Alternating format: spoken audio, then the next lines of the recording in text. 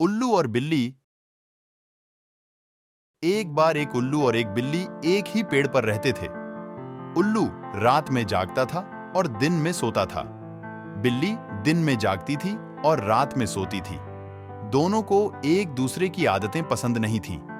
उल्लू को बिल्ली की दिन में चीख चीख कर शोर मचाने से परेशानी होती थी। बिल्ली को उल्लू की रात में चूहों को मारकर खाने से घृणा होती थी। एक दिन उल्लू ने बिल्ली से कहा, तुम बहुत ही बदसूरत और घटिया हो। तुम्हारी आंखें तो बिल्कुल बंद हो जाती हैं जब धूप निकलती है। तुम्हारी गर्दन तो बिल्कुल नहीं है। तुम्हारी पूंछ तो बिल्कुल फूहड़ है। तुम्हारी आवाज तो बिल्कुल बेसुरी है। तुम तो जंगल के सबसे नीच जानवर हो। बिल्ली उल्लू की बातों से बहुत नाराज हुई। उसने भी उल्लू को गाली देने लगी। उसने कहा, तुम बहुत ही कायर और बेवकूफ हो। तुम्हारी आंखें तो बिल्कुल अंधी हो जाती हैं जब अंधेरा होता है।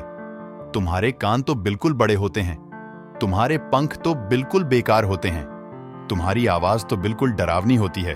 तुम तो जंगल के सबसे डरपोक जानवर हो। दोनों ने एक दूसरे से बहुत बुरी तरह से झगड़ा किया।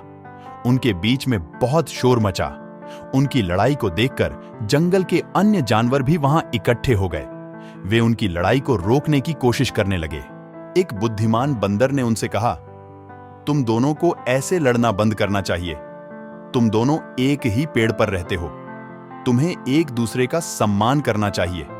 तुम्हारी आदतें अलग हो सकती हैं, लेकिन तुम्हारा लक्ष्य एक ही है। तुम दोनों जीवित रहना चाहते हो। तुम्हें एक दूसरे के साथ मिलजुल कर रहना चाहिए। तुम्हें एक दूसरे की बुराइयों को नहीं, बल्कि अच्छाइयों को देखना चाहिए। बंदर की बातों को सुनकर उल्लू और बिल्ली शर्मिंदा हुए। उन्होंने एक दूसरे से माफी मांगी। उन्होंने वादा किया कि वे आगे से एक दूसरे का सम्मान करेंगे और दोस्ती रखेंगे। जंगल के अन्य जानवर उनकी दोस्ती को देखकर खुश हुए। मोरल: हमें एक दूसरे की अलगताओं को स्वीकार करना चाहिए। हमें एक दूसरे के साथ सद्भाव रखना चाहिए।